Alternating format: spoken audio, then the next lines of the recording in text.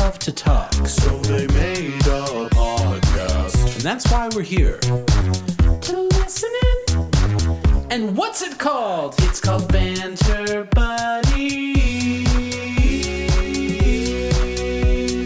Welcome to episode 53 of Banter Buddies, the podcast that is just hosted by a couple of experts.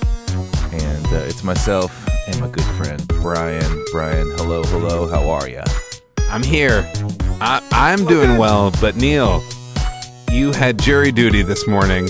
Are you okay? Are you okay? Yeah, I had jury duty here in sunny Los Angeles, and the worst part about it was that I had to wake up at 6:30 in the morning to get there by 7:30.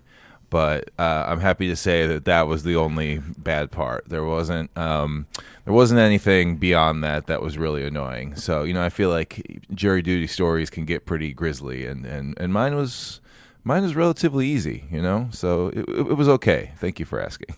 Okay, just the early morning. Yeah, just the early morning. I just had to sit there, and then there was the little orientation where someone just read all the official stuff about how you get paid and how you get your parking validated, and how it's more about parking validation. Yeah, that was the most of it. Than the legal system. Yeah, it was more about validating parking and when you would get paid for your time. But I basically went after that. I basically went with the group of folks who wanted to be exempted. And due to business reasons, which means, hey, I have shows to play this weekend. I can't be here they said if you can't be here for potentially up to 8 days, or 8 days in a row, if you can't serve for potentially up to 8 days in a row. But you still got to come in. You still got to come in. You still got to write down the paperwork. But yeah, I just filled it out. I just basically wrote that. I wrote, I am a musician in a band. And I think I wrote also that was self... that's not like a business, or it's not because a lot of people say they can't because their employer doesn't pay for it or whatever. Sure. So I just say I'm self-employed. And, yeah, there's no backup person to come play the show. Yeah, it's just me and it's one half. So yeah, and then it just comes back down. They read the names of the folks who are exempted, and boom, I walked out of there. So I was there for about 2 hours total. So not pretty good. Too bad. 2.5 hours. Brought a granola bar and my iPad, and it was good to go. Thanks for telling me to bring something to look at for a while. You're just sitting. You're just in a pending room. It's like the DMV kind of. Yeah. When did you do jury duty last? I've had to do it twice. Yeah. One since I've had kids, so at least in 7 years. One time before that. So, but my dad, he used to work in the county, in the Minneapolis county, Hennepin County, big building, so he had seen it before, you know what I mean? So he was and had done jury duty. He worked across the hall, so he's get ready for this, get ready for this. I will say though, Neil, as somebody who is in now a family band and all our shows are pretty early, and you are somebody who likes to sleep in, just your natural rhythmic clock is 2 a.m. to 10 a.m., right? That's right. Yep, and exactly. mine is 10 p.m. to 6 a.m. That's my 8 hours, right? Yep. But you do a great job. Oh, you do thanks. not whine. You do a great job. I'm a little whiny when I get tired. If I don't get my 8 hours, I'm kind of a little prickly.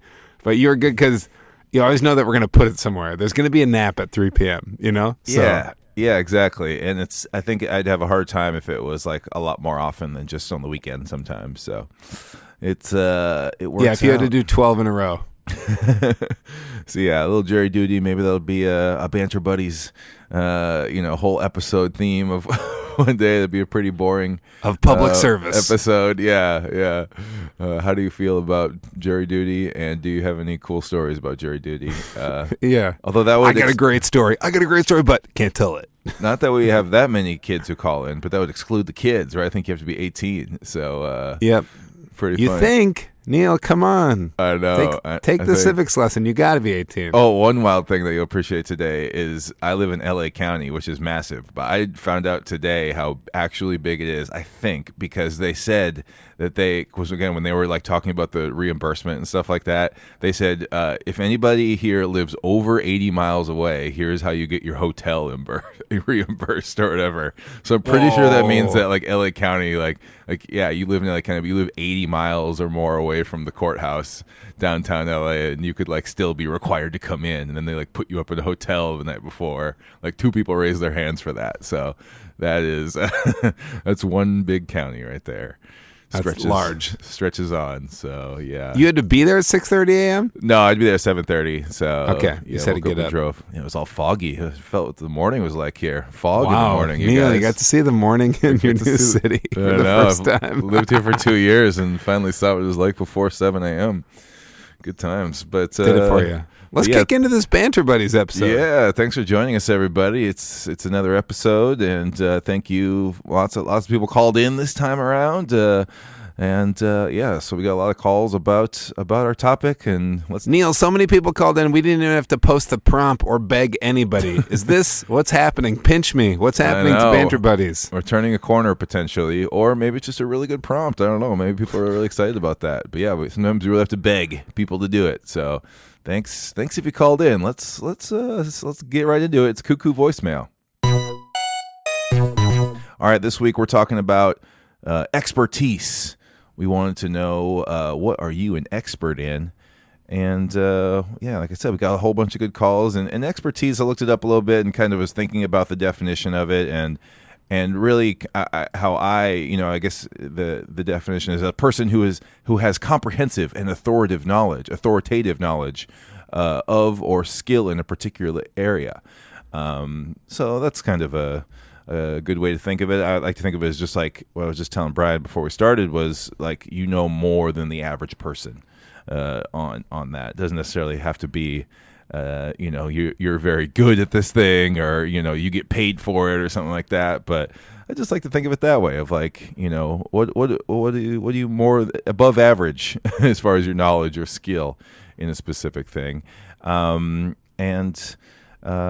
start by talking about how we think about that, Brian. I'll start us off. Yeah, kick it off, Neil. It's a great idea. Yeah, I like going deep on things, Yes, you do. I really enjoy diving deep, and I guess the way I think about this, and it's most clearly distilled in my life, is with professional basketball.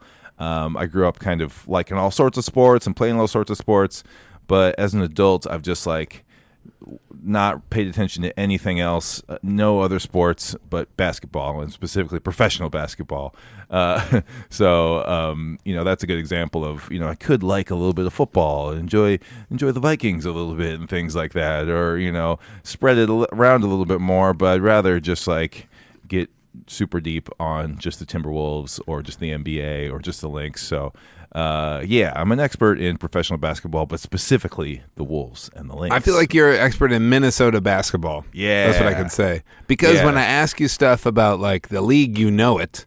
And I feel like if you bought Bill Simmons' book of basketball, part 1, I feel like you would know even a lot of the history. Like there's a lot of like 50s, 60s, 70s history in there, and you know a lot of those things. But when it really comes down to it, the Wolves and the Lynx. That's and right. Almost like every player in the past 20 years. It's pretty impressive. Yeah, that's just kind of how I enjoy things in life, and I like that. And then the other thing I thought of was I'm an expert in theme parks, but then if I was to drill down another level on that, I would say I'm a expert in vintage Disney park T-shirts.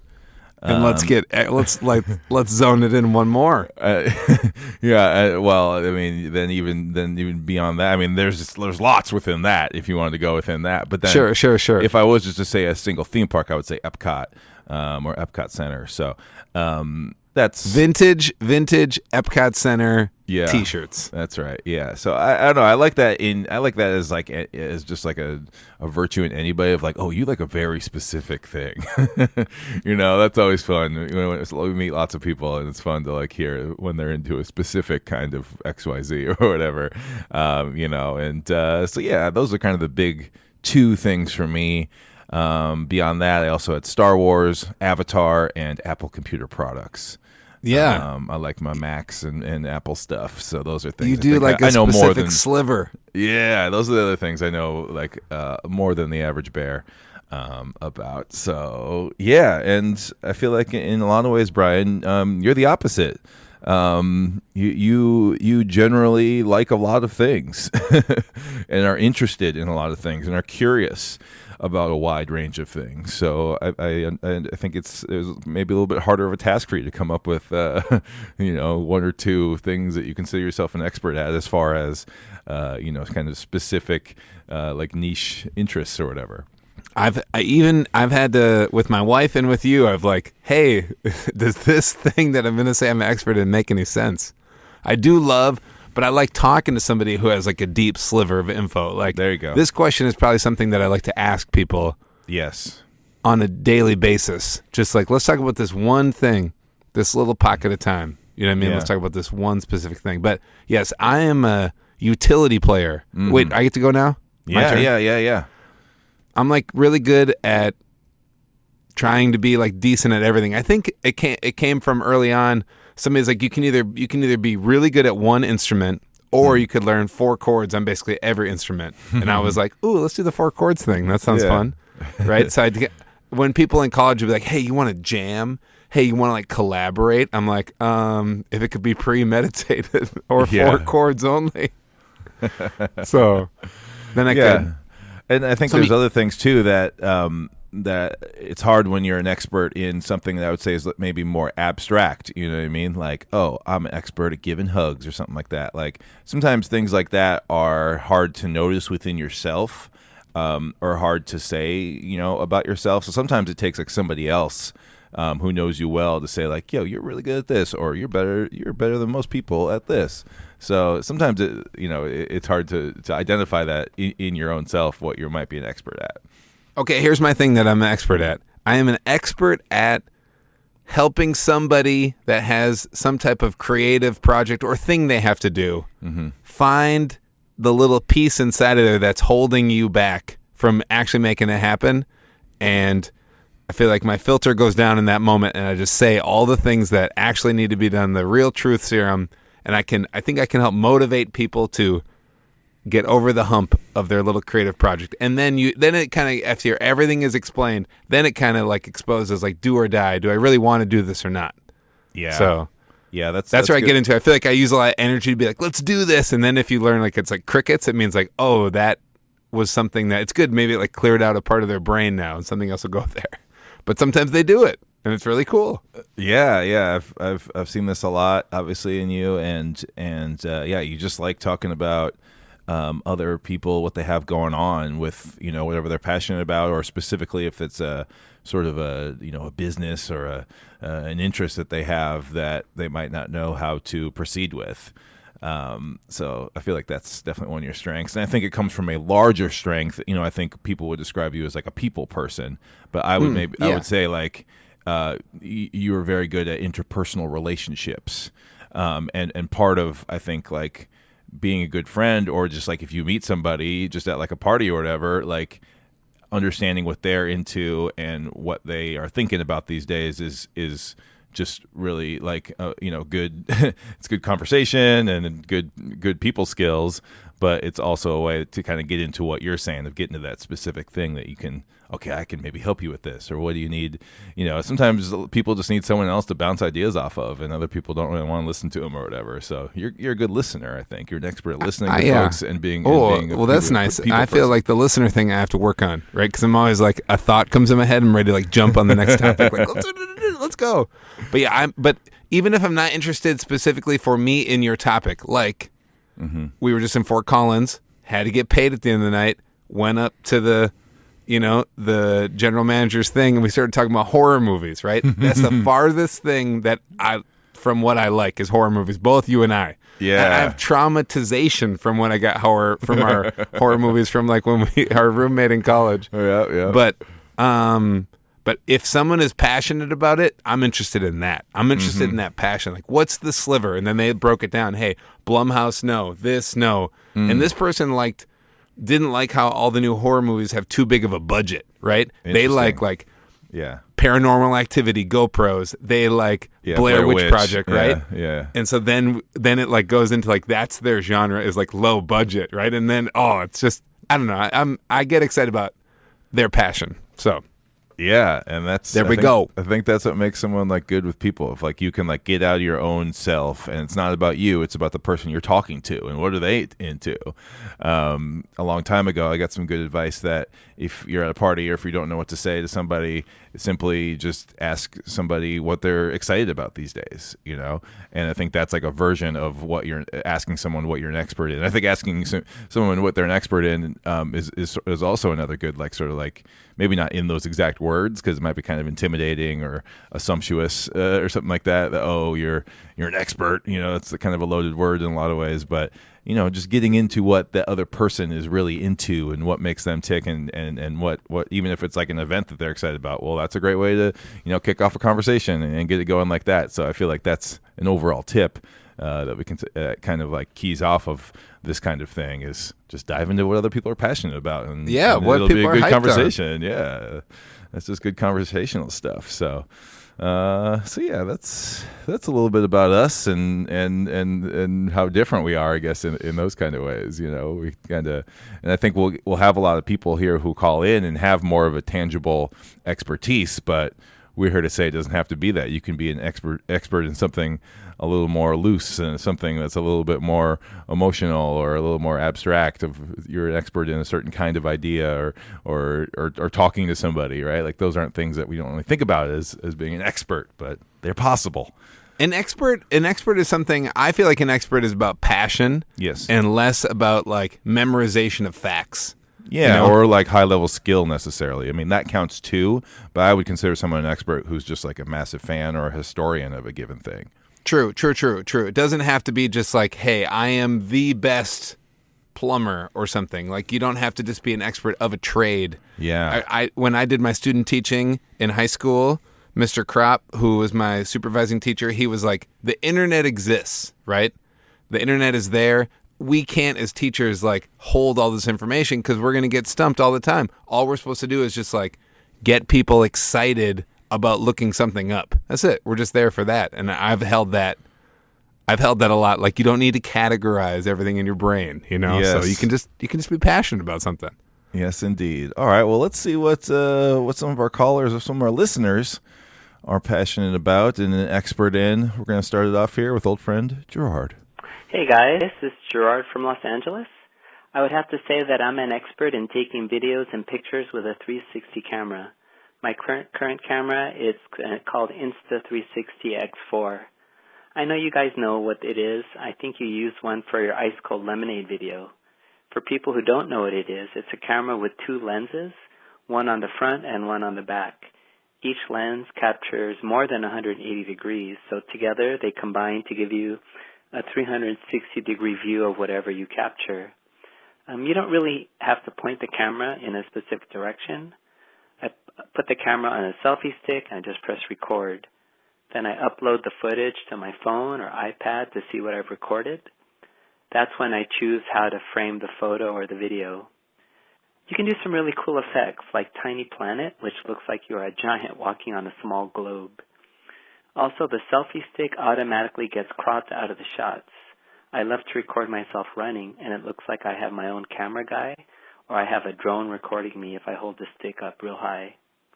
And when I was teaching, I also used the camera to do fun effects on our music videos, including Sticky Icky. The app also has some cool built-in effects. I just choose the effect, and the app does all the work. People always seem impressed by the finished product, but they don't realize how easy it was to create. Guess that's it. Neil, belated happy birthday. I hope I see you guys next time you're both in town. Bye. Ah, Gerard, what a delight. What a delight. Hey, we have to say Gerard also, I know, retired this past spring. Oh. Maybe I think 36 years or something, I think I remember, of teaching. So congrats. I hope Gerard runs marathons. That's what I know. I follow Gerard on Instagram, so I know all these pictures that he's talking about. So he's going to have some more time to shoot some video of himself running. Shoot some video. Neil, did you get to play around with that camera that we had to shoot the Ice Cold Lemonade video that he's talking about? No, not really. We made that with our friends the Beaudries in Stillwater, who helped us with Oh Yeah Heck Yeah, and and yeah, it was fun, but I don't know much about that. That's really cool that Gerard. This is a great example of not just making videos or shooting videos myself or whatever. It's this kind of camera, like this very specific lens system and stuff like that. Also, thanks for the birthday wishes, Gerard. That's awesome. That's the kind of thing that's really interesting to kind of dig even more into. Is like, oh wow, this is a specific version of something that someone else might say. So. Yeah, I guess I thought it was going to be heavier when we first had it, but it is so small, like what Gerard's talking about. Like you can put it on a selfie stick and like run a marathon with it. You know what I mean? Just kind of like have it. Maybe not a marathon. Maybe it doesn't do it with the marathon, but anyways. Yeah, it might have that kind of battery, but it's so cool. When I first saw it, and I think the first time I saw the newer version of it was in that Kendrick Lamar video where he does he's like walking on the globe thing, and I just think it's the coolest effect ever. It just looks so fun. Yeah, it's amazing how I think like just in the last 10, 15 years, like everything, with tech, it's a lot of times it's about miniaturization. It's like, obviously the best example that we know of is, in the 60s and 70s, like computers were the size of a room. Like you always hear that. And now they, then they fit under our desk and now they're in our pockets and stuff. And that's what's fascinating to think about. Cameras or video or whatever is now you have this little tiny, candy bar size thing, and it's a 360 camera or whatever. It's pretty amazing how small things can be and still make amazing 4K videos or whatever out of such a tiny little device. Out of like nothingness. Right? One of your kids is into drone. You probably got a little tiny drones. That's amazing to me too. That's kind of like a 360 camera of like the stuff that you can do with like flying little drones now that have cameras in them. Yeah, his little drone is about the size of a deck of cards or something like that, right? Whoa. And he has like a little remote, but it doesn't turn very well. So I feel like I've understood within the little drone about how technical the bigger ones are that can move around a lot, but it's a starter drone. It's a starter drone, right? I can't believe. Yeah, it's kind of funny. I was like, oh, when am I going to get my kid like a like what do you call it? Like a little race car, like a motorized race car, like a RC car. And it's like, oh, I'm not gonna get the RC car. He's got a drone from grandma. Like a flying RC car. It was like a $25 drone or something like that. So, but it's pretty crazy they can make them for that. But we probably don't even need to talk on this. We're just gonna get people hyped up on all this expert stuff. We'll just be like, next. I know we got so many cool things, and so thanks for the call, Gerard, and Brian. In just a moment, we're going to play another call, and you talked about this person's father just a few minutes ago. Hey, Brian and Neil. It's Connor from Minnesota. I am calling in to tell you that I'm an expert in socks. Let me tell you about Darn Tough Socks. These socks are made in the U.S. of A. Vermont, to be specific. They are merino wool. And the best thing about them is they have a lifetime warranty. That means that if you ever wear a hole in these socks, you can send them back and they will send you a new pair, no questions asked.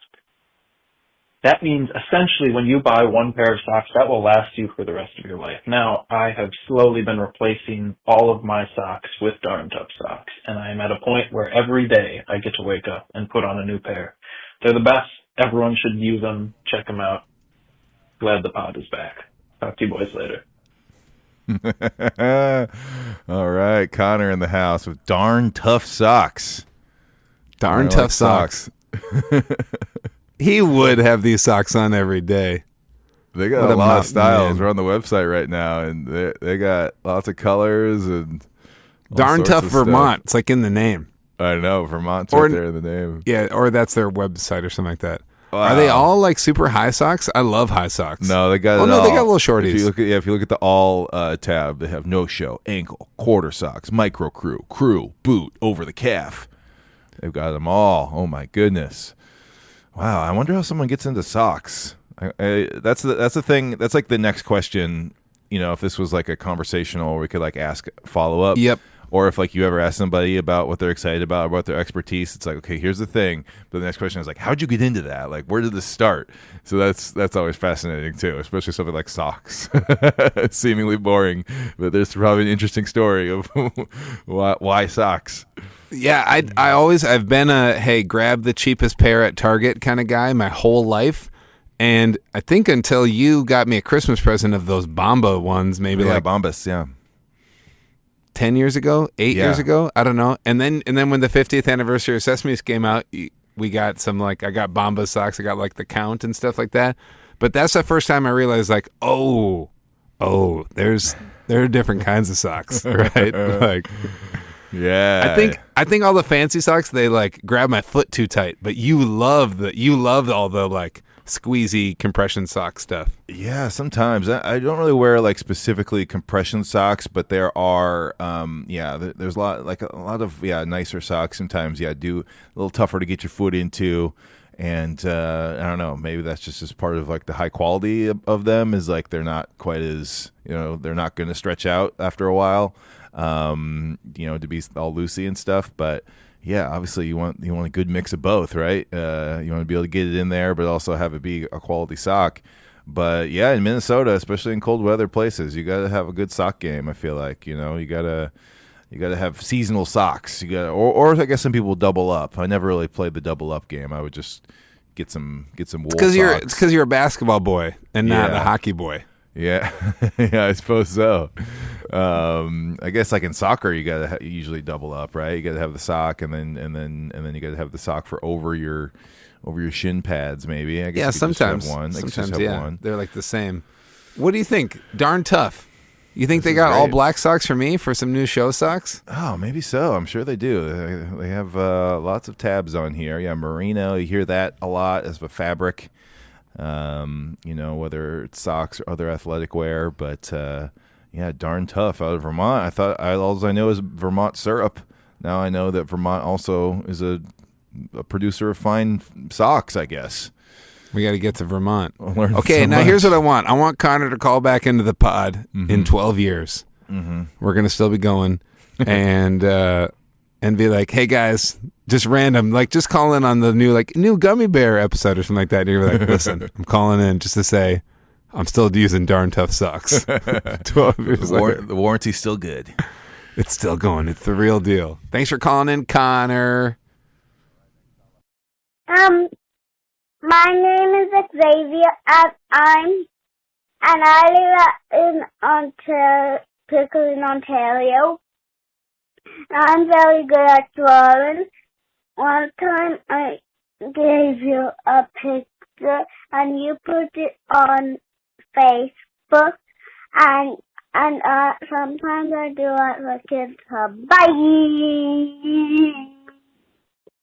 Hi, my name is Isabella.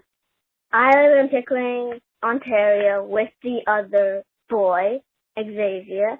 I'm an expert at animals. Here are some facts. Binturongs smell like popcorn. I won't go into the details because it's disgusting. Binturongs live in Asia, and binturongs are a type of viverrid. Bye! Hey, Xavier and Isabella. We got 2 for 1 right there, Brian. 2 callers in 1 voicemail. I like how Isabella's like, I'm related to the boy, the other boy. Yeah, Xavier. Maybe they're not siblings. Maybe they're just friends. I don't know. Was Isabella talking about a binturong and then pranking us, being like binturong is a reptile, and she went psych? Is that what? I'm not sure. I didn't catch the what I thought she was saying like venturong, but it sounds like what the creature she was talking about is. Yeah, it's called a binturong. It's like a large tree raccoon kind of thing. Maybe like a red panda vibe. Nice. I learned about a new animal today.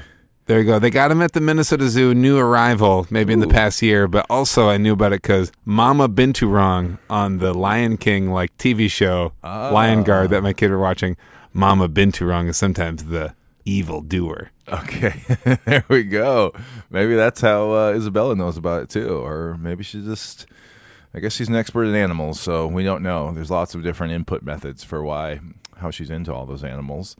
I love animal expert kids, especially I feel like I'm more fodder to chat with them, but I always chit chatting with the kid, when we get to meet them and they come up and it's like they want to talk about cuckoo and it's like I want to talk about anything but that. So I'm like, let's talk about animals. Well, Let's and go. I feel like it's often like this where it's not kids not just like I love animals. It's like here's one animal that I'm into, blue whales or whatever. It's like Hyper focused. There's a lot of specificity with like what animal the kid is. They have it on their shirt or they're on their like socks or whatever, and then they want to talk about, which is great, which is just what we're talking about. Like even as a kid, you can be a quote unquote expert on a certain kind of animal that like we've never even heard of before. Like Isabella knows more about this animal than I do, and she's like 5 or whatever, right? Like Isabella's gonna be cool. ticked. If she's like 12, maybe 14. Sorry, Isabella.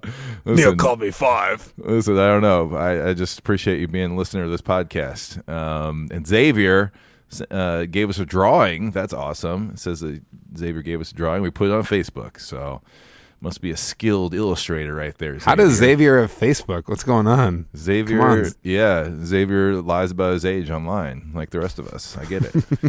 I understand, Xavier. But yeah, Xavier's a drawing person. That's cool. I love it. You guys can team up and draw animals together. Yeah, this is what we got to do. Now, Xavier's going to draw the animal, and Isabel is going to say, like, hey, listen, this needs a little bit more detail in the claws. Yes. Something like that. Like, you need, like, a fact checker a little bit. Yeah, the collaboration, the editor. You can be Xavier's editor, Isabella. Help him out with that. I got to say one more thing to these people from Ontario. I like when Canadians are calling in. But, Pickering. Xavier, you need to work towards making a zine. So, get a stapler and like fold some blank piece of paper and then just draw some crazy stuff. And next time we'd like a picture, but in the form of a zine. What do you think? Yeah, that's short for magazine. Make it whatever you want. Draw away. Send it in. And we would love that. From Canada. Good times. Thanks for the call, y'all. Here's another one. Hi, Cuckoo Kangaroo. This is Lauren from Ohio. And I don't know if I'm an expert, but I am a former dental assistant, current stay-at-home mom, and I wasn't sure how I could prove that I'm an expert, but I thought I would give you some facts, I guess. I know that there's probably a lot of parents with kids, and there is a way to save a tooth that's fallen out, like at a baseball game, if a baseball unfortunately hit you, or a kid's head hit your head, and saving that tooth. If you act fast, within 1 to 2 hours, seeking your dentist. If you don't touch the root, clean the debris from said tooth. You can also try to put it back. If you don't want to put it back, you can store it in milk and still get to your dentist office 1 to 2 hours and try to reinsert that tooth into the socket. I also know that a lot of people are always worried about x-rays, and I found some cool facts from Google. There is more radiation in an airplane ride from Los Angeles to New York than there are in 4 dental bite wings. I also saw that dental x-rays that are digital give 50% less than the traditional. And eating 10 bananas can expose you to as much radiation as 1 dental x-ray. So don't fear, because dentists are not Superman and they don't have x-ray vision. We have to use those lovely dental x-rays to see if there's any decay. All right, guys. Love ya. See you later. Bye. Lauren. Shout out to Lauren. Okay, Lauren Ohio. said former dental assistant, current stay-at-home mom, but I would like to say, especially if you're brushing little people's teeth, you're always a dental assistant. Yeah, that's true. There's overlap in those jobs. Got a little It's going bit of that. everywhere. Lauren, man. Okay, I wish I had some information coming, not to hate on my dental hygienist a little bit, but I feel like I always throw shade on my librarians and my dentists a little bit that I have, because I've met cooler ones out there, Like, look at this calming thing. Like, hey, don't worry about this x-ray. Like, listen to all these calming facts and stuff like that. Like, this is what I need. Yeah, a little bit of I like that. Calm me down with some research. Here's some facts. I definitely have heard the milk. I feel like that was like a like a legend, or like a I didn't know if it was true or not. But if you lost a tooth, put it in a glass of milk, and that'll like keep it to you can maybe get it back in there.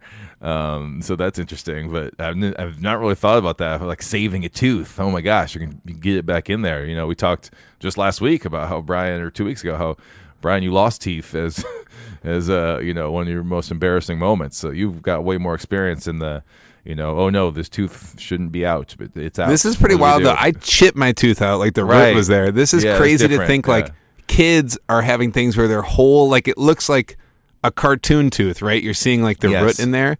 Yes. And she's like, if nothing got dirty, put it back in. That's Hey, so wild. there That's you so go. wild. I've Clean never the even thought debris. about that before. Yeah, just clean it up and put it right back in there. That's cool. And yeah, Oh. the X-ray thing, I think people get freaked by it because it's like right by your head, Like it's just like the camera thing. Like in my experience with getting like X-rays of your mouth or whatever, like I think it's just that the lens is just like right by your cheeks. You're like, oh, it's right there. I don't know. I've never really been one to worry about things like X-rays or whatever. Stuff's gonna happen. That's No, how but it goes. I get the sentiment behind like X-ray kind of freakouts because people are like, Yeah. calm down, X-rays are different. Then they're like, hey, in history class, let's learn about who's the person, last name's Curie, whatever. Like, Oh, yeah, she Marie, invented the yeah. X-ray, and she like died in a lead. They had to like bury her in a lead thing. Like they Oh, like my kind of freak gosh. you out. They're like, X-rays are no problem, and this person is in a concrete tomb because they had, like invented X-rays and they died. So Yeah, totally. There's a lot of stuff like that where it's like you're not nervous because like of what's happening right now. You're kind of like, but what about 10 years from now, or what about in the future? What are we gonna learn about this? I feel like we're always learning more about stuff, and things come out, and you're like, oh dang, I wish I would have known that then. So I think people fear that this is one of those things, but that's why we got good people like Lauren That's calming right. everybody down. all we can do is act on the information we have now. So, yes, don't worry, guys. X-rays at the dentist, they're not that bad. There's lots of other worse ones. Call in more often, Lauren. Yeah. Thanks, Lauren from Ohio. All right, next caller. Hi, Brian and Neil. It's Kristen in Wrangell, Alaska. I'm a speech pathologist by trade, and so most people would assume that my expertise is in speech and language development because I mostly work with kids in a school setting. However, I consider myself an expert, oddly, in swaddling newborn babies. I have 4 kids, and so by the time I was in my at the hospital with my 4th kid, I had developed my own swaddling technique, and a nurse had come in and taken the baby out for a checkup and brought it back in and said, I need to know how you swaddled this baby. And so I taught the nurse who works in labor and delivery how to swaddle babies, or my method for swaddling babies, and she said, this is life-changing. And she had me teach all the nurses that were on the labor and delivery floor how I swaddled babies. So I'm very passionate about it, and it's a gift. Bye. All right, Kristen. Now this is as specific as it gets, Brian. We might not. Can get you more imagine? specific. Can you imagine just giving birth to a baby and the nurse is like, "Hey, can you teach all help me? 20 of my staff how to swaddle this baby?"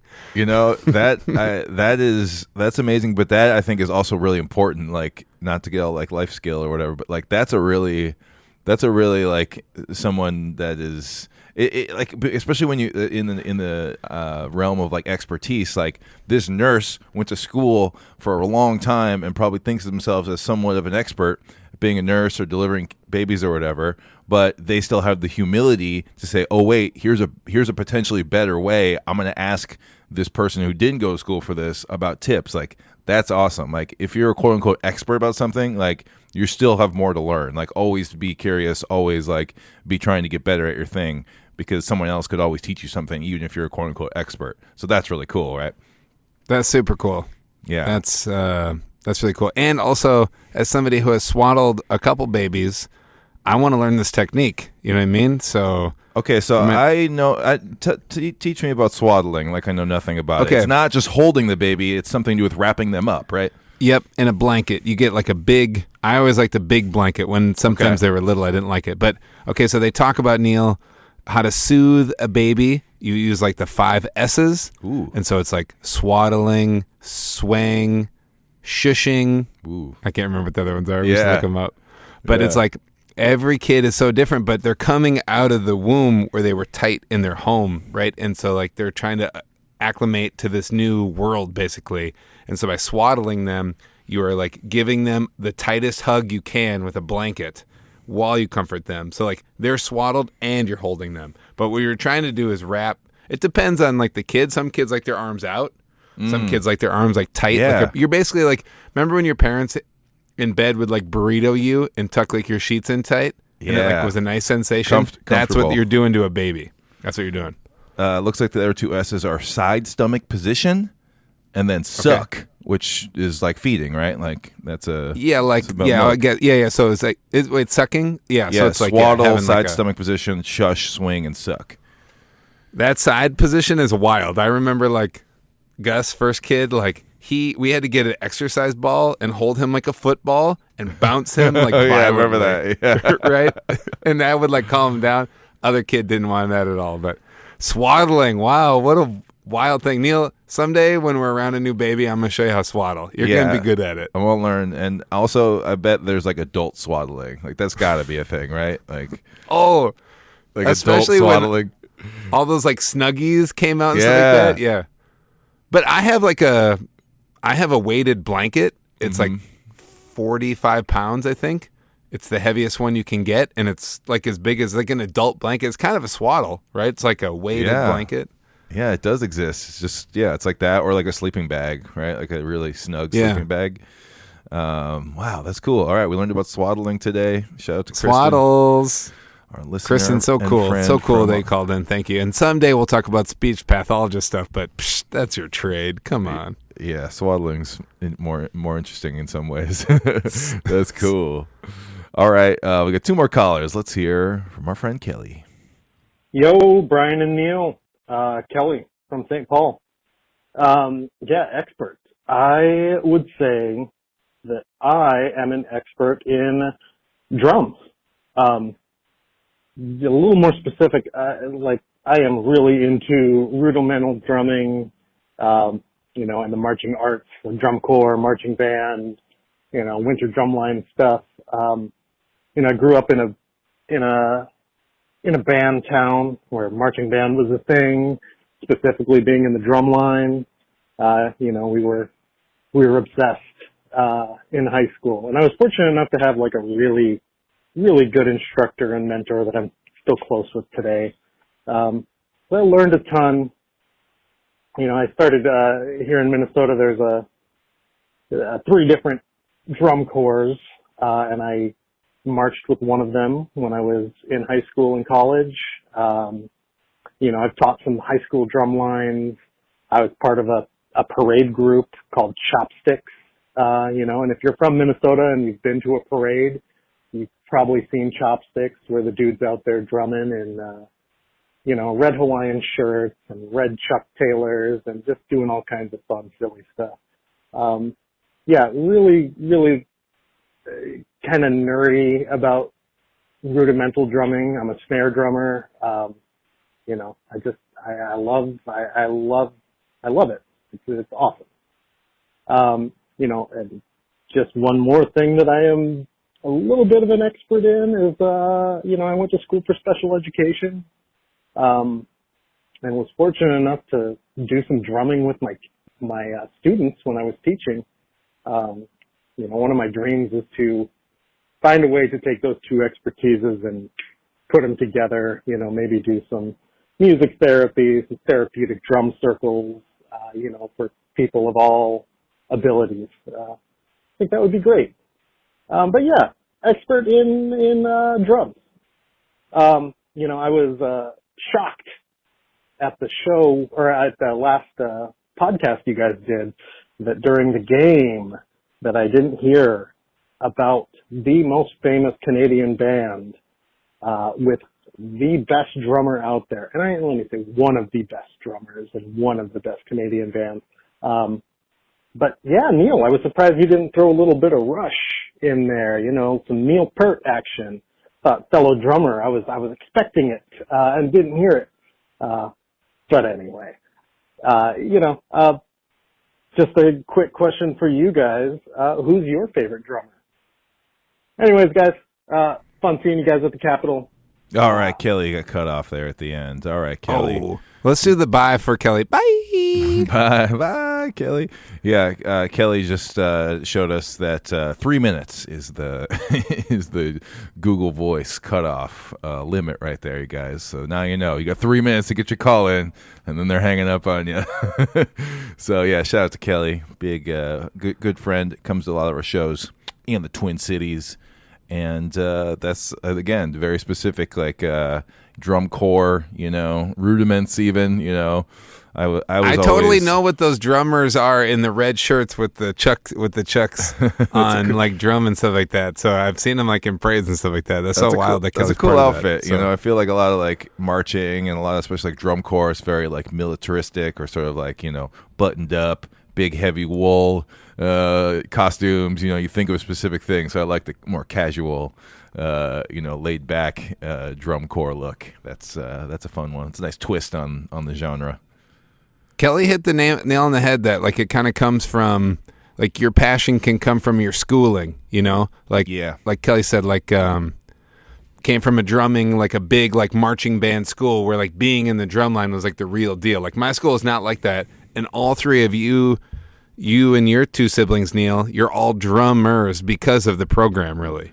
Yeah. The importance of an instructor or a mentor is huge in a lot of this stuff.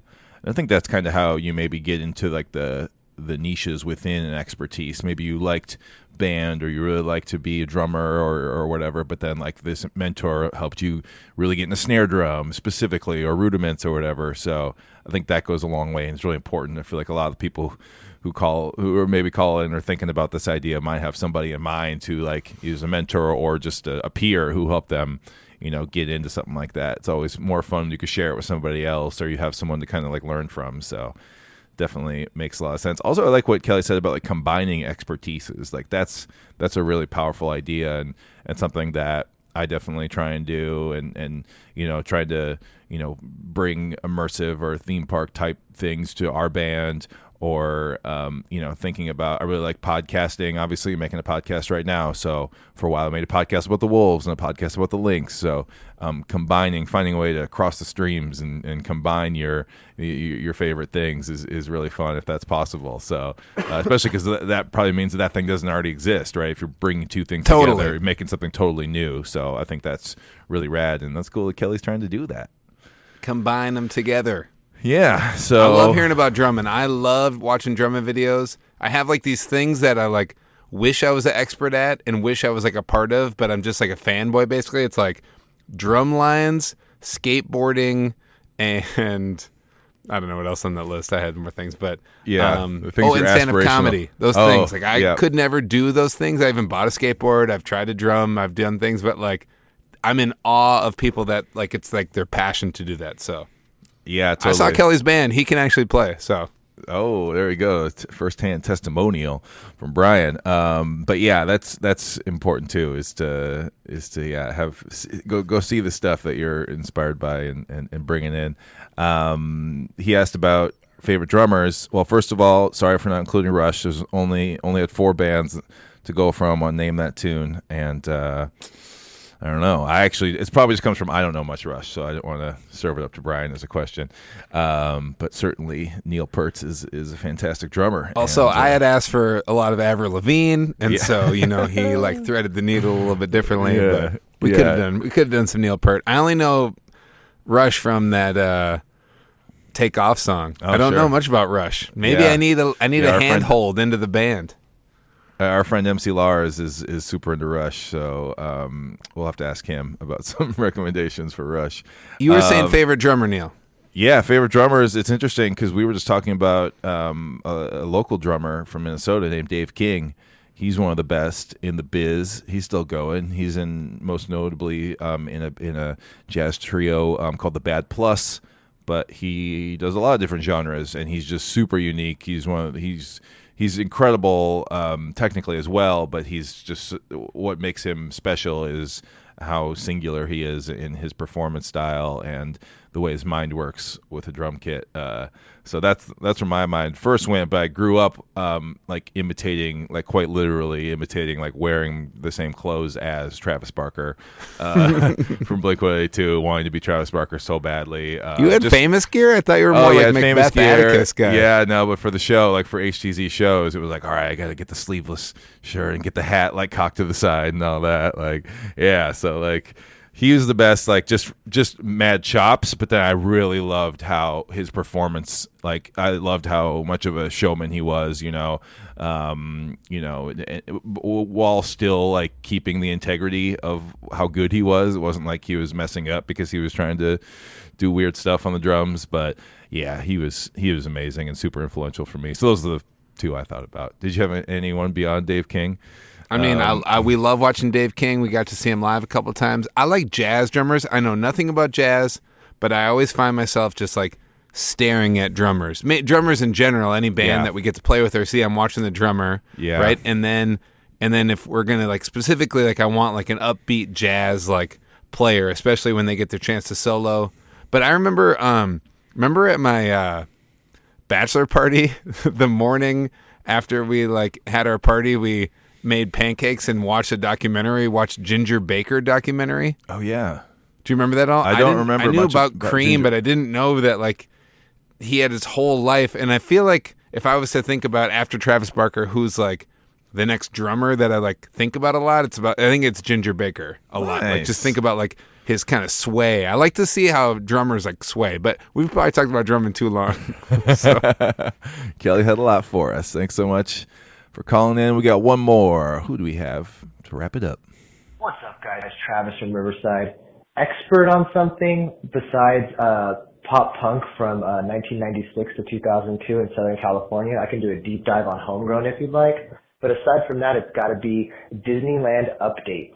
Now, I am a Magic Key holder, but it's not really, my knowledge isn't really from being a Magic Key holder. It's from nerding out on Disney YouTube channels. My favorite being Fresh Baked. That dude is a straight expert. And then like Magic Journeys, Ordinary Adventures, Always Believe.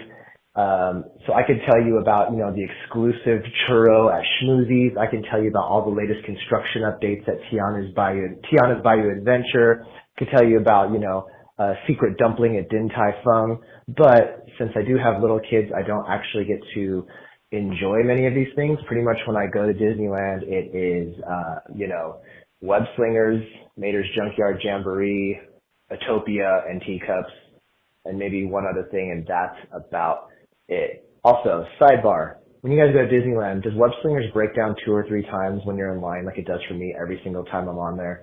But I don't know. Recommendation quickly, the new Epic Mickey rebrushed for Nintendo Switch. It's they redid Epic Mickey that came out like 15 years ago. I'm not much of a gamer, but if you want to play as Mickey Mouse and Oswald through a Bizarro World Disneyland, check that out. All right, guys. Earl of Sandwich for life. Talk to you later. Oh, wow, boy. Travis. Earl of Sandwich boy. for life is what he said there at the end, which is a sandwich shop that has a downtown Disney location that keeps moving. I don't know. It's always like moving, and then something else replaces it, but then Earl of Sandwich is back. I don't know. Travis probably knows more about it than I do since he's a Disneyland update expert. I love it. Neil, I think this is solidifying. Maybe we've always talked about together. Like we got to go to Disneyland with Travis, just the 3 of us, right? We can't invite anybody else. But then on top of that, now we have more of a mission. Like Travis always has to go and be a dad. Yeah. We need to go to Disneyland and we need to just like let him fly. Yeah, right? we need to give him the Disney adult experience. And then we're going to be the best wingmen because like we've done it before and we're cool with it. He gets to pick everything it's like his birthday or something like that. Yeah, right? It's gonna exactly. It's but his in schedule. return, he has to just spout. I just want Disney trivia 24/7 all the time, chirping in my ear. Hey, this tree was planted in 1942. I want all that stuff. I love it. That's awesome. I also watch a lot of YouTube, Disney content on YouTube. I know about some of those that he recommended. I think where the difference is between us, we both really love Disneyland, of Travis and I would say. I'm more into the like short documentaries on the past of Disney and sort of like historical stuff. And it sounds like Travis is more about the up-to-date breaking news. Here's what's new at the park. Here's the new food. Here's the attraction updates. So I think that's maybe a little bit of a difference. I'm more into like Defunct Land and Expedition Theme Park, which are two that kind of have specific focuses per video. So those are fun, but there's so much great YouTube stuff for Disney parks, and I mean, there's great. When do YouTube I get stuff to for try everybody. this churro? Let's go. Yeah, the new food. I mean, especially at Disneyland, they just, because it's a locals park, they update the foods. They have more seasonal things because they're trying to get the same people to come multiple times per year. Where at Walt Disney World, it's once every couple years vacation for folks, or once in a lifetime type of thing. So it's a different crowd, but yeah, it's there's a lot to follow. There's a lot to to go on. Web slingers, yeah, breaking down the rides. When a ride breaks down and it happens more than once, like two, you're like, man, this ride is cursed. It's always breaking down. I don't think I've ever experienced that on Web slingers. More Indiana Jones Adventure. I feel like that one always breaks down for me when I'm in the queue. But yeah, if it just happens twice, even if anything happens more than once too, you're like, it's always this one. So I understand that was his experience. Man, Web Slingers is a great ride, isn't it? Yeah, I like it a lot. I like it more than most people do. And Epic Mickey, I've heard about Epic Mickey. Now, I'm way more into this now that I know that you get to like run around the parks as Mickey. That's really cool, right? To be able to like, or he said like an alternate version of the parks or whatever. That'd be really cool to like go into like Tomorrowland and Adventureland and stuff as Mickey. That'd be cool. I got to brush off my Switch and try and play that. We love recommendations within our calls. Neil, the Switch game conversation is getting louder in my brain. Oh yeah, because I asked my parents like, hey, do we still have our two old Game Boys from like 1996 or something? We had two, because one for me and one for my brother, because my sister's like 6 years younger. She didn't get one. So I think she got like a DS or something. Yeah. But then Liz was like, maybe it's time that you get a Nintendo Switch. And I was like, no, can't have new technology in my house. No. But here's the real question. If I buy one, do I have to buy two? Right. Is it going to be two, or is it a lesson about sharing? What did you and Scott have to do? Did you guys had a Sega Genesis, I bet, money on it. We had a Super. It was Super Nintendo and then N64 were kind of the two systems that we shared. It was all about sharing, but then it was like about the multiplayer, which is sort of different with Switch. I know you can, like, obviously the best thing about Switch is it's a handheld device, but then you can also dock it and have it be on the TV.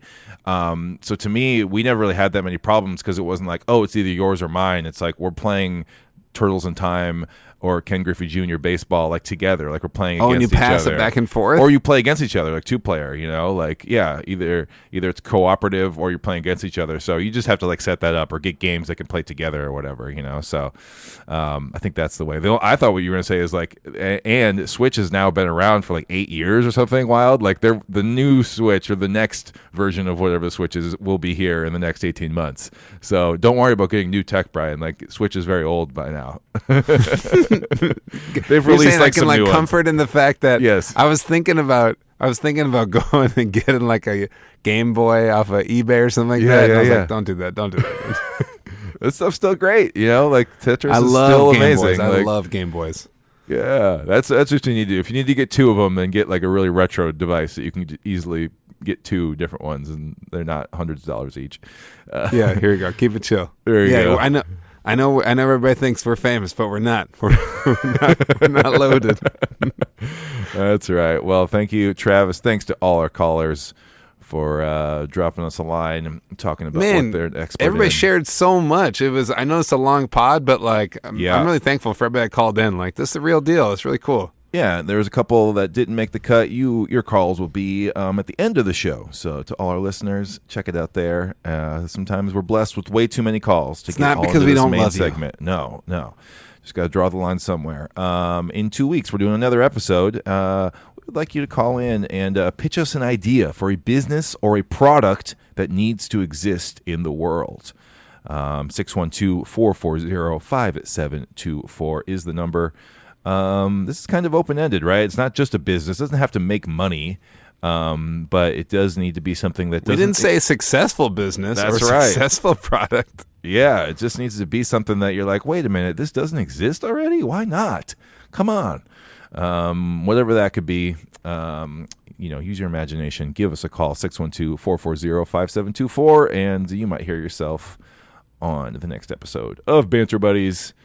Excited to hear what you got for us there, and we're going to keep the show moving and get to our next segment. It's called Recommendations. All right, time to talk about some things we've been into recently. Brian, why don't you get us started off this week with your recommendation for the listeners of Banter Buddies? Okay, I live in Hopkins, Minnesota, and we have a summer and winter farmers market, and there's always this guy sitting there selling hot sauce, as I bet every farmers market around the world is just, that's it. There's some chips there selling hot sauce, and after maybe like 6 weeks, I decided to like, hey, maybe I'll give it a try, right? But this person had a breakfast sauce, and he goes, Ooh. It's not crazy spicy, it's just for flavor. And I was like, whoa, okay, I'd like to try it, please. And I ate it, and it's like, has the warmth and flavor of maybe like a rich, wonderful hot sauce without giving you that, I need water, like spice kind of thing. And I have kale and eggs usually like every single morning that we're not on the road. And I have bought about like 12 bottles of this Logs sauce because I love it so much. So Logs is the guy's name. His name is Logan, and that was his nickname growing up, is Logs, and this is his sauce. He also has a pickle hot sauce, which I really like. Not for you, Neil, at all, for both things. Two dill. But I just want to shout out Logs hot sauce. You can get it online because my brother-in-law got hooked on it when he was staying at our house, and now it's been like, he got it for a birthday gift, and I know he's not going to listen to this podcast at all, so he's getting a bunch of it for Christmas. So. The gift has been revealed on air. Wow, yeah, I'm on their website. They got like 10 different sauces, hot sauces, but yeah, breakfast sauce. When I first saw the term breakfast sauce, I assumed it was going to be like a sweet thing, like kind of like a syrup adjacent thing. But no, these are savory hot sauces that you can get from Logs. Yep, Wow, Logs, there the you savory, go. Logs, $10. I think. Still, he's making it himself and selling it himself. He's been at the market every single time, except for like one time it was his sister or something. So it's pretty cool. We love it. All right, what you got? We love keeping it local. So there you go.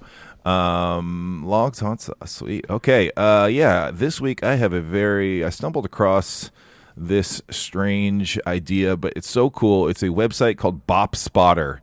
And it's really not really about the site, which does look amazing.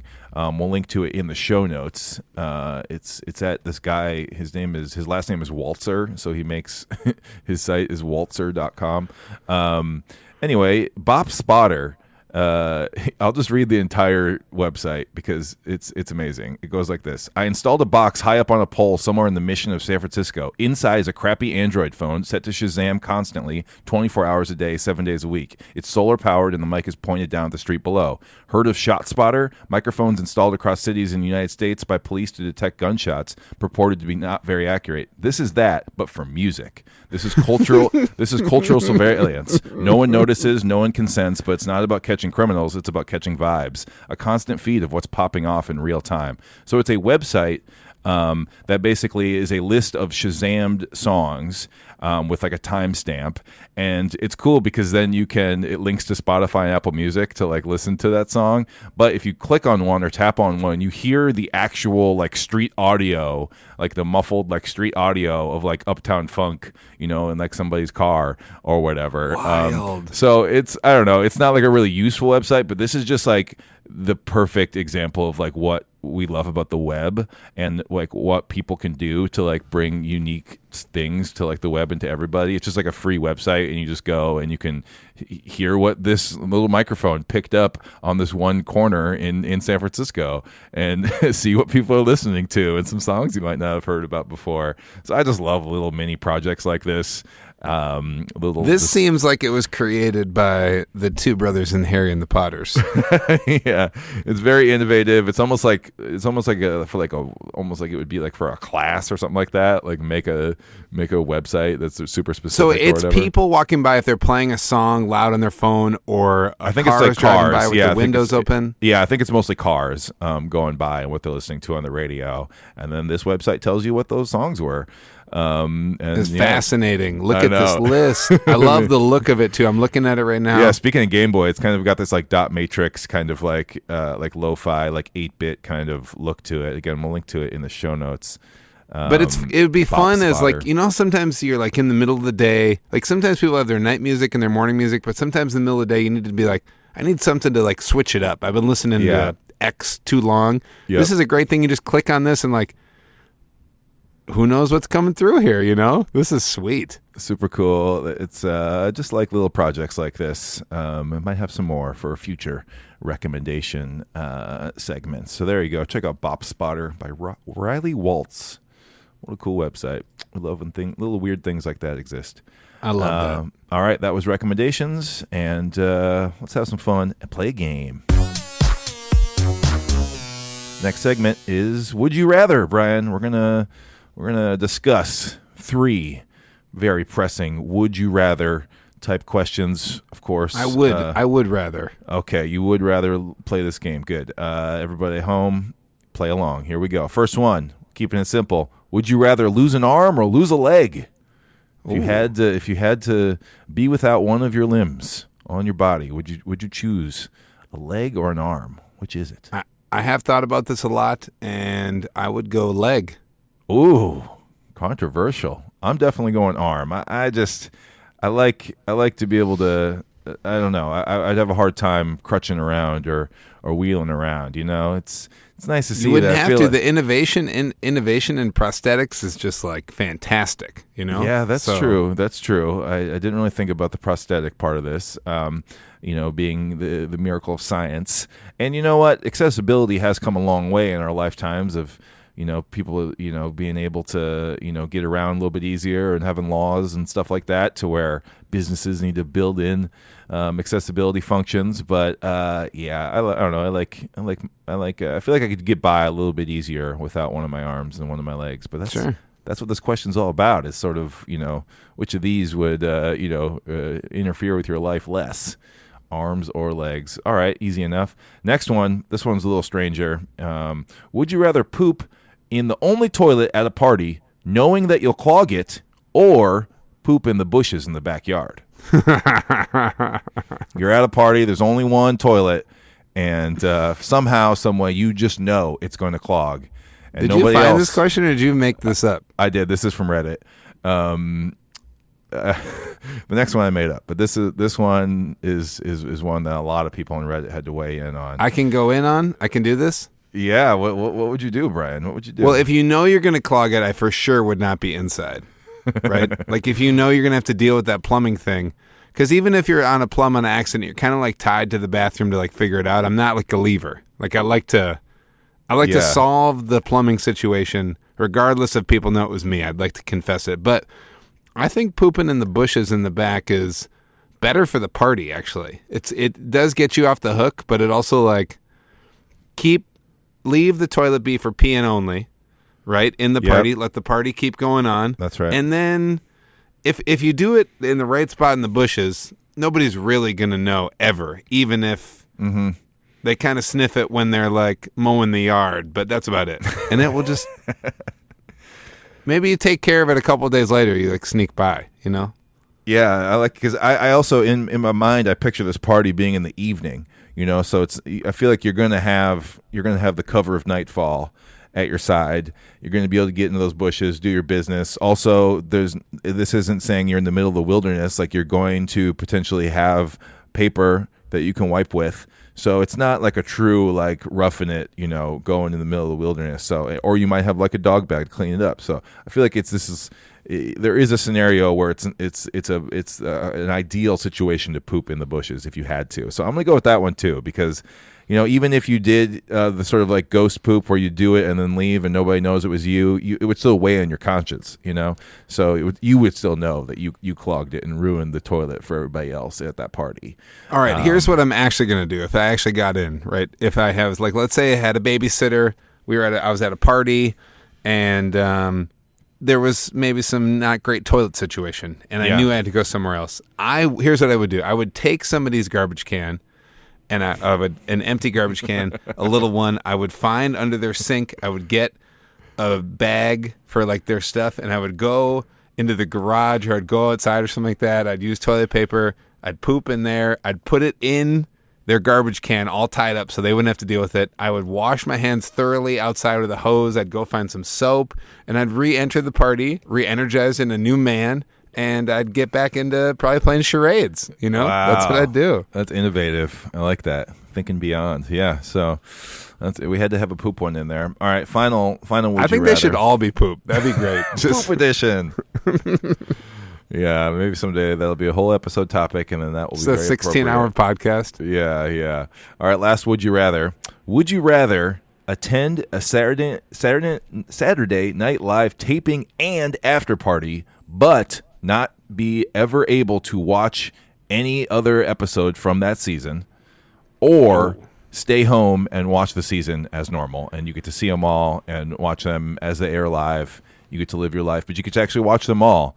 Whereas if you went to this one taping, then you're essentially missing the entire season except for that one episode that you were at. Which one? I got a couple questions about the party. Yeah. Is this one of the parties where people are like, "Oh, I guess I got to go there. It's mid-season and I should get home"? Party. Or is this one of the ones where like people from multi-generations like, this is the best SNL party of all time? Yeah, like it might be one of the best parties. It's like a week before the 50th anniversary show, so it's not the 50th. That would be silly to say that one, but maybe it's Paula like a week Pell's or two hanging before out. that. Yeah, some legends are in the room, and it's possible for you to have casual conversation with them. Okay, I've dreamed about this situation before. I'm going with the taping, even if I had to miss the rest of the show, which would hurt. Wait, so you don't get to watch? So you don't get to watch SNL ever again? No, just for that season. But you don't get to watch, any of them. Oh, just from the season? You have to miss an entire season except for one episode that you're in the room for.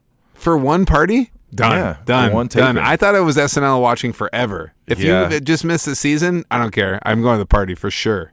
Yeah, that might have been the better question. But yeah, the season, that's like 25 episodes. That is a lot. And importantly, you can't rewatch them. You can't go on Hulu or whatever and rewatch them. Don't care. Had a great time. Be living off that buzz for a couple months. That'd be great. Yeah. It's just such a rare opportunity to be able to see it. It's not like, lots of people get to go and we just don't live in New York, so we don't go. It's like, even if you live there, it's impossible to get in to see the show. So I think okay. Now at the party though, I don't want to talk to anybody in the cast. I specifically only want to talk to the cue card department. I want to find where their table is. I want to snuggle up, and I'm just going to chit chat all night because I got to learn everything. It's wild. Yeah, I would like to talk to some writers. I would like to. Yeah, obviously, if you go up to the cast, they're going to be, they get it all the time. You want to give them a little break, but some of the writers, some of the crew, they have equally as good stories, and they're not going to be annoyed if you talk to them, or you're not like overstaying your welcome. So I feel like that's the way to go. Yeah, very nice. Well, great question. Had to throw in an SNL one. So there you go. That's Would You Rather. We have one more segment. It's called New with Koo. New with Koo. We got some new stuff happening. We've been releasing things, merch, videos, and cooking up some new songs. Let's get to the brass tacks here, Neil. We got a couple new T-shirts. We're kind of getting back on the merch train again. We had touched the sun a little bit too far. I kind of said like no more merch for my basement, and now I'm like, okay, we can do it again. Let's go. Yeah, if you don't know this, all the merch on our website gets shipped out of Brian's basement in Hopkins, Minnesota. So it's a very it can get intense at certain points. If it's wrinkly, it's my fault. Exactly. So yeah, the merch offerings can ebb and flow a little bit based on space down in the basement for stock. So yes, thank you, Bryant, for doing that. But yeah, we got some new shirts, and we got fanny packs that say cuckoo on them. And it's as we record this, it's October, and so Halloween's coming up. We love it when people dress up as us. So we got a little bundle on there right now. If you want to get a shirt and a fanny pack, you can save some cash doing that. Little bundle. So new merch is always fun. And then also a new video. Haven't put out a dance along video in a while, but we have a bunch of new songs from Oh Yeah, Heck Yeah Season 1, and we made dance along versions of all of those songs. And Boo Boo Boogie is the first one of those to drop, so that one's available on our YouTube page. It's a video. And then, Neil, we're writing songs for Season 2. Yeah. So we've been crunching at it, and I just wanted to throw that in the ether of like, some people write songs fast, but we write songs slow. Yeah. So also, we write songs, and sort of, sometimes they get put on the sidelines, and then like we'll pick them up later on. So even if they're not to be realized as full songs right now, getting an idea started is always good. So we throw a lot at the wall, even if only a few songs will see the light of day. I think in 16 years, there's only been 2 songs that have been truly like, this song will never see the light of day. Goodbye. Yeah, so new jams are coming. We're just working on them, and they'll probably be in the new TV show. Oh yeah, Heck Yeah, Season 2, which will happen someday as well. But we need the songs first. Then we'll need the songs. Make the songs and the videos. And yeah, we're playing shows. We just played in Colorado and Minnesota, and taking it to the East Coast here for a couple weeks coming up. So yeah, always check out the shows page. Even if you're listening to this in the future, we're probably playing shows somewhere. So go check it out and come party with us, like caller Kelly did earlier this week. Yeah, we played at the state capitol. That was fun. Alrighty. Shout out to Neil Z for making the theme song. Shout out to Wampa Stampa for always doing the fantastic custom artwork.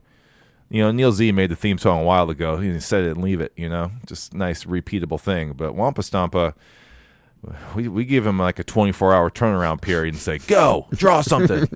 Yeah, we do.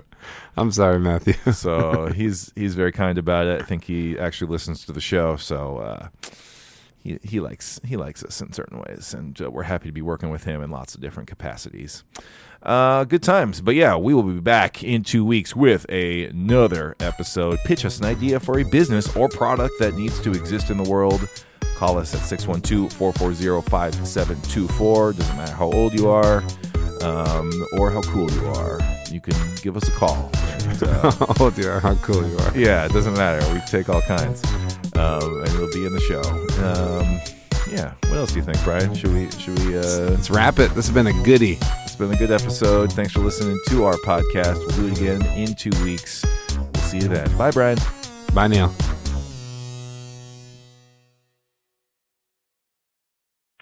Hey guys, it's Susanna calling from Toronto. I wanted to quickly answer 2 questions that you asked in response to my last voicemail. So, yes, I absolutely can still attend the parade. I have no wardrobe malfunction-based trauma, so I'm all good there. I tend not to attend the Toronto Santa Claus Parade because you have to wait for a long time. It's just so busy.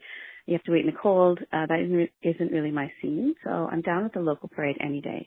But with regards to Girl Guide cookies, we definitely have those. I think I saw online that your Girl Scouts have quite a few varieties. We keep it simple. We have chocolate mint in the fall, and we have a mixed box of chocolate and vanilla in the spring. So yeah, we definitely have cookies. With regards to expertise, I think the area I'm probably a bit of an expert in, at least amongst my friends and family, is a bit boring, so I'm not going to talk about it at length, but it would be Canadian charity law. But for the purposes of this pod, I would say I'm pretty good at gift giving. So I think I'm all right at sort of observing people, engaging in some active listening, reading between the lines, kind of determining what gets people excited and what they're passionate about, and jotting it down so that when gift giving time rolls around, I can give sort of thoughtful and intentional gifts. So, maybe you mentioned a snack you liked as a kid, or a book you always wanted to read, or an excursion you wanted to go on, and I might play dumb and ask some questions like, what was that flavor of chip you liked, or what was that restaurant you were talking about? I need a new restaurant. like acting as if I want to try these things. I have no intention of trying them. I'm just trying to, gather some information. And somebody mentioned to me recently that they thought I had good intuition and I was creative, and maybe that plays a bit of a part in it. I really do, take a lot of joy in being able to pull these gifts out of the bag and kind of surprise people based on some random offhand comment that they made through the year.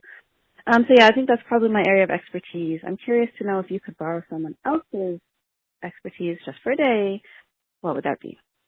All right, it was a pleasure to see you in Toronto recently. Maybe I'll see you at the next Lost Evenings. Take care. Keep doing what you do. And bye. I'm gonna show you and play the basketball. This is Evelyn. She's from Georgia, and she is an expert at basketball. I'm her mother, Audrey. Thank you, guys.